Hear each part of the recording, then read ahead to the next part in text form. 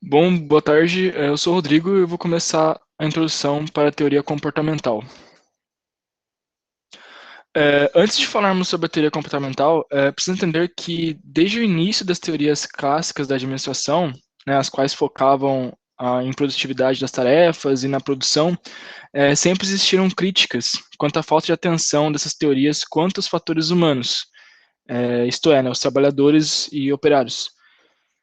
Mas em meados de 1950, houve uma reformulação das teorias clássicas, chamadas de teorias neoclássicas, que propunham atualizações das teorias antecedentes da época em questão, porém ainda mantinham a essência das teorias clássicas, ainda focada muito nas operações e na produção.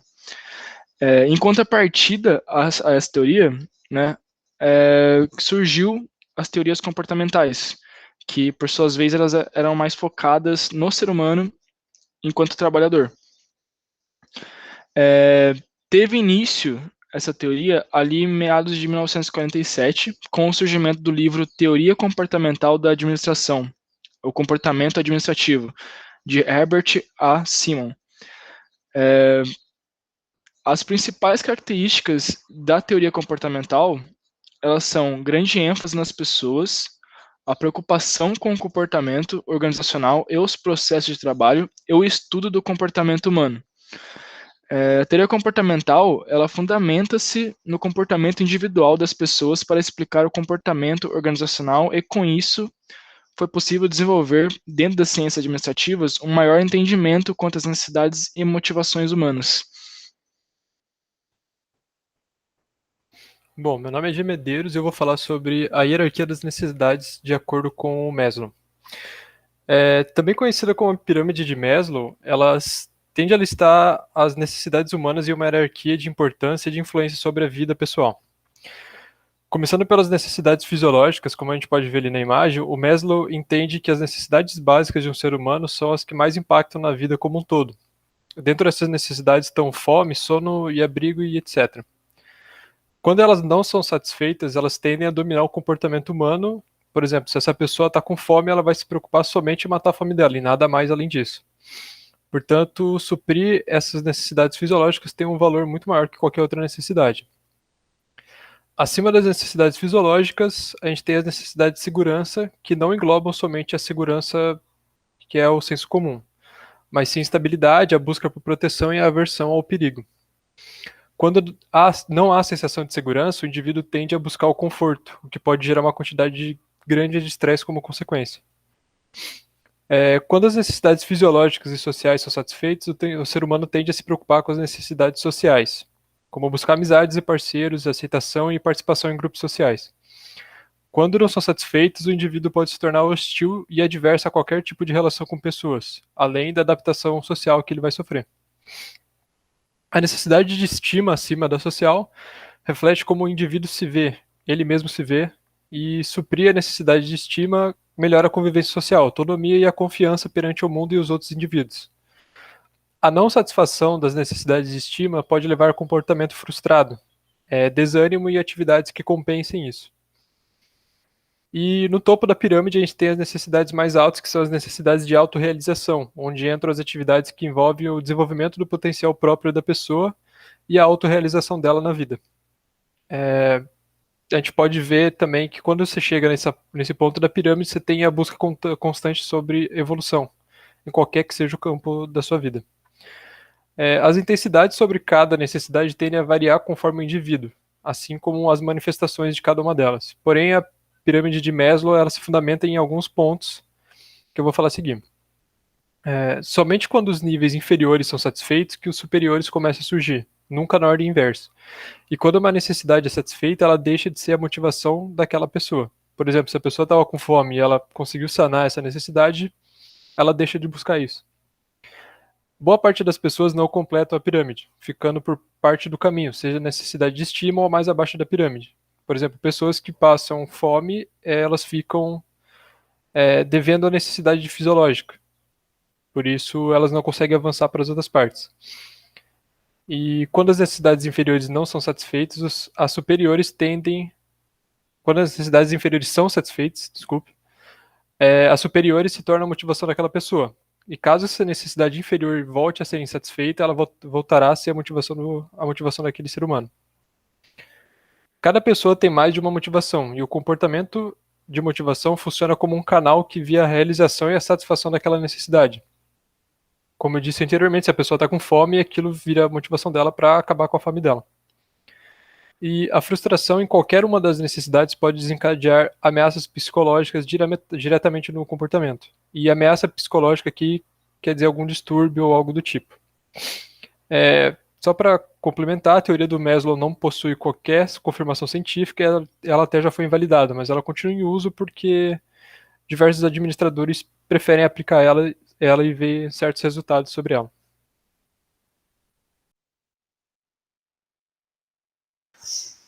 Bom, sou o Guilherme Martins e vou falar um pouco da teoria dos dois fatores de Herzberg, que está dentro dessa parte também. Bom, Frederick Herzberg foi um psicólogo e professor americano de administração da Universidade de Utah, e ele formulou a teoria dos dois fatores para explicar o comportamento das pessoas em situações de trabalho. Para ele, existem dois fatores que orientam o comportamento das pessoas, sendo o primeiro os fatores higiênicos ou os fatores extrínsecos, pois estão localizados no ambiente que rodeia as pessoas e abrangem as condições dentro das quais elas desempenham seu trabalho. E os principais fatores higiênicos são salário, benefícios sociais, tipos de chefia ou condições físicas e ambientais de trabalho. As pesquisas deles revelaram que, quando os fatores higiênicos são ótimos, eles apenas evitam a insatisfação dos empregados. Porém, se eles elevam a satisfação, eles não iriam consegui-la sustentá-la por muito tempo. E quando os fatores higiênicos são precários, eles provocam a insatisfação dos empregados. E o segundo fator é os fatores motivacionais, ou fatores intrínsecos, pois estão relacionados com o conteúdo do cargo e com a natureza das tarefas que as pessoas executam. Os fatores motivacionais estão sob o controle do indivíduo, pois estão relacionados com aquilo que ele faz e desempenha. Ela envolve os sentimentos de crescimento individual, reconhecimento profissional e autorrealização, e dependem também das tarefas que o indivíduo realiza no seu trabalho. O efeito dos fatores motivacionais sobre as pessoas é profundo e estável. E quando os fatores motivacionais são ótimos, eles provocam a satisfação nas pessoas. Bom, eu sou o Igor, eu vou falar um pouco sobre os conceitos de teoria X e teoria Y. O McGregor, ele é um dos mais contribuintes nos estudos da teoria comportamental, e ele fala sobre dois estilos opostos e antagônicos de se administrar. De um lado, a gente tem um estilo que é baseado na teoria tradicional, que é mecanicista e pragmática, que ele chama de teoria X, e do outro lado é um estilo baseado a respeito do comportamento humano, né, em concepções mais modernas, que ele chama de teoria Y. A teoria X, ela é a concepção tradicional da administração, e ela baseia-se em convicções erradas, né, sobre o comportamento humano. Então, ela fala que as pessoas são preguiçosas por natureza, evitam o trabalho, trabalham o mínimo possível, né, apenas em troca de recompensa salarial ou material. As pessoas não são ambiciosas, não gostam de assumir responsabilidades, preferem ser dirigidas e sentem-se seguras nessa dependência. E que a sua própria natureza leva elas a resistir às mudanças, pois elas procuram a segurança e pretendem não assumir riscos que as ponham em perigo, né? A sua dependência as torna incapazes de autocontrole e autodisciplina. Elas precisam ser dirigidas e controladas pela administração. Já a teoria Y é uma teoria mais moderna, né, de administração, e vai de acordo com a teoria comportamental. A teoria Y, ela baseia-se em concepções e premissas atuais e sem preconceitos a respeito da natureza humana, né? Então, as pessoas não têm um desprazer inerente em trabalhar. A aplicação do esforço físico ou mental em um trabalho é tão natural quanto jogar ou descansar. As pessoas não são, intrinsecamente, passivas ou resistentes às necessidades da empresa. Elas podem tornar-se assim como resultado da sua experiência negativa em outras empresas. As pessoas têm motivação, potencial de desenvolvimento, padrões de comportamento adequados e capacidade para assumir responsabilidades. O controle externo e a ameaça de punição não são os únicos meios de se obter a dedicação e o esforço de alcançar os objetivos empresariais. e a capacidade de alto grau de imaginação e de criatividade na solução de problemas empresariais é amplamente, e não escassamente, distribuída entre as pessoas. Na vida moderna, as potencialidades intelectuais das pessoas não são apenas parcialmente utilizadas.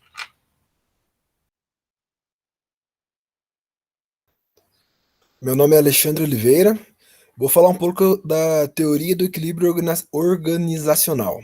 Então, quando a gente fala de equilíbrio organizacional e a gente começa a estudar os motivos pelos quais as pessoas cooperam, a gente tem que os behavioristas eles visualizam a organização como um sistema, que assim ele recebe contribuições dos participantes sobre a forma de dedicação ao trabalho e, em troca, oferece a eles alicientes e incentivos. Portanto, nesses conceitos, temos 4 conceitos importantes nesse assunto, que são eles: incentivos ou alicientes, que são pagamentos, recompensas feitos pela organização aos seus participantes, como salário, benefício, prêmio de produção, gratificação, elogio e tudo aquilo que possa ser que vá ser como uma forma de pagamento. A utilidade dos incentivos: cada incentivo ele possui um valor de utilidade que varia de indivíduo para indivíduo. A função utilidade subjetiva para cada indivíduo. Então, cada indivíduo ele tem a sua característica diferente na questão dos incentivos. Um incentivo ele pode ser mais produtivo em um do que em outro, e assim para frente. Contribuições são os pagamentos que cada participante efetua à sua organização, no qual é o trabalho, dedicação, esforço, desempenho, assiduidade, pontualidade, tudo aquilo que ele emprega na empresa. E a utilidade das contribuições, que é o valor que o esforço de um indivíduo tem para a organização, aquele valor que o serviço que o trabalho do contribuinte tem naquela área, naquela organização. E, portanto, a gente tem também alguns pontos básicos da teoria desse equilíbrio. A organização ela é um sistema de comportamentos sociais interrelacionados de várias pessoas, que são os participantes da organização. Cada participante, cada grupo de participantes, eles recebem incentivos, recompensas, em troca dos quais faz contribuições à organização. O participante somente manterá a sua participação na organização enquanto as recompensas, os incentivos que lhe são oferecidos forem iguais ou maiores, questão de valor para o participante, do que as contribuições que lhe são exigidas. E também, por último, as contribuições trazidas pelos vários participantes constituem a fonte na qual a organização se alimenta dos incentivos que oferece aos participantes. Bom, eu sou o Fernando Yuri e eu vou falar um pouco sobre a apreciação crítica da teoria comportamental. Bom, uma visão crítica sobre a teoria comportamental, ela nos mostra alguns aspectos. O primeiro seria a ênfase nas pessoas, ou seja, a teoria comportamental, ela marca a mudança da ênfase na estrutura organizacional para a ênfase nas pessoas. A teoria comportamental, ela realinha e redefine os conceitos de tarefa e de estrutura sobre uma roupagem mais democrática e uma estrutura mais humana. A segunda seria a abordagem mais descritiva e menos prescritiva. Diferente da teoria clássica, a teoria neoclássica e das relações humanas, a abordagem da teoria comportamental ela é mais descritiva, mais explicativa. Os behavioristas, eles preocupam-se mais em explicar e descrever as características do comportamento organizacional do que em construir modelos e princípios de aplicação prática. A terceira seria a profunda reformulação na filosofia administrativa, onde o conceito de organização, baseado no esquema autocrático, coercitivo e de diferenciação de poder, ele começa a ser criticado. Aí os behavioristas, eles mostram um novo conceito democrático e humano. Aí a teoria comportamental, ela privilegia as organizações democráticas, hierarquicamente menos estruturadas e menos autocráticas, baseando na equalização do poder. Temos também as dimensões bipolares da teoria comportamental, como, por exemplo, a análise teórica e a análise empírica, onde os dados empíricos e teorias eles se completam, porque os dados empíricos eles não têm um sentido sem alinhamento teórico, e também a teoria não avança apenas com abstração, ela precisa da parte empírica. Temos a análise macro e micro, onde a análise do comportamento organizacional é feita na base da perspectiva global da organização, o que seria a macroabordagem, e na visão de detalhes de organização, que são as pessoas, né, que seria o caso da microabordagem. E ambas as perspectivas, elas são necessárias para a compreensão dos processos humanos e comportamentais que ocorrem nas organizações. Temos também a organização formal e informal, onde as organizações complexas são sistemas sociais previamente construídos, e eles envolvem a organização formal porque eles compreendem as atividades e relações especificadas e antecipadamente definidas, mas também envolvem a organização informal, porque elas compreendem atividades e relações não especificadas nem previamente definidas, que ocorrem dentro e fora da organização formal. Na verdade, ambas não estão separadas, né? A organização formal e informal, elas se influenciam. E para finalizar essa parte, temos a análise cognitiva e afetiva. A gente pode distinguir dois modos de comportamento, o cognitivo e o afetivo. E ele depende da natureza da situação que envolve a pessoa. Em situações mais tranquilas e sem pressões, o comportamento ele é cognitivo e racional. Já quando se tem muita tensão e ansiedade envolvida, o comportamento ele tende a ser mais afetivo e mais emocional. Eu sou o Luiz Fernando. Eu vou falar mais alguns pontos da apreciação crítica da teoria comportamental. A relatividade das teorias da motivação. Os behavioristas produziram as principais teorias da motivação de Maslow e Heisenberg, que influenciaram a teoria administrativa e que são relativas e não absolutas. Entretanto, pesquisas recentes põem dúvida da sua validade. Contudo, há um conflito implícito entre objetivos individuais e objetivos organizacionais.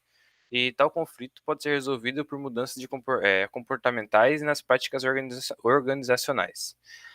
Agora eu vou falar um pouco da influência das ciências do comportamento sobre a administração. A teoria comportamental mostra a mais profunda influência das ciências do comportamento da administração. Seja por intermédio de novos conceitos sobre o homem e suas motivações, ou sobre a organização e seus objetivos. As pessoas são, elas mesmas, organizações complexas, mas são profundamente influenciadas pelo contexto organizacional e pelo conteúdo do trabalho que executam. Agora eu vou falar sobre o sétimo ponto, que é a organização como um sistema de decisões. A teoria das decisões refere-se mais ao efeito dos processos formais sobre a tomada de decisões, deixando de lado os processos interpessoais que não são incluídos na organização formal. Até parece que a organização tem um início exclusivo objetivo, enfrentar e resolver problemas que surgem e na medida em que surgem. Isso significa manter as coisas como estão. Contudo, o importante hoje é criar e inovar. O oitavo ponto seria a análise organizacional a partir do comportamento. A teoria comportamental analisa a organização sob o ponto de vista dinâmico de seu comportamento e está preocupada com o indivíduo como indivíduo. Porém, a análise organizacional varia conforme o autor behaviorista. Alguns se centram no indivíduo, suas predisposições, reações e personalidade dentro do panorama organizacional. É uma abordagem psicanalítica que vê as organizações dotadas de pessoas com diferentes características, em contínuo estado de desenvolvimento e que se comportam nelas conforme suas predisposições. É o caso de Arges e Bannard. E agora falar sobre o último ponto, que é a visão tendenciosa.